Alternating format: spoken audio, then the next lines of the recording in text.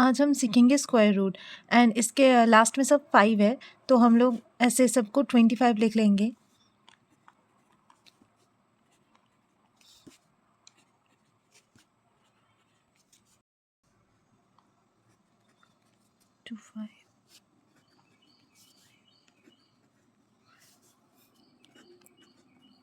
देखो 1 के बाद 2, 1 इंटू 2 इज 2,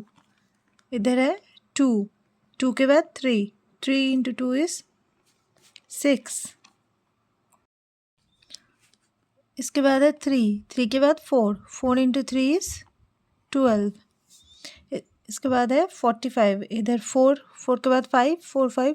20, इसके बाद है 5, 5 इंटू 6 30। तो 25 लिखना भूल गई थी, अभी लिख देती हूँ। 6 के बाद 7, 7 इंटू 6 इज 42, तो इसके बाद है 7, तो 7 के बाद 8, 7 इंटू 8 इज 56, इसके बाद है 8, 8 इंटू 9 इज 72, इसके बाद है 9, 9 इंटू 10 इज 90, इसके बाद है 10, 10 इंटू 10 के बाद 11 होता है, तो 10 इंटू 11 इज 110।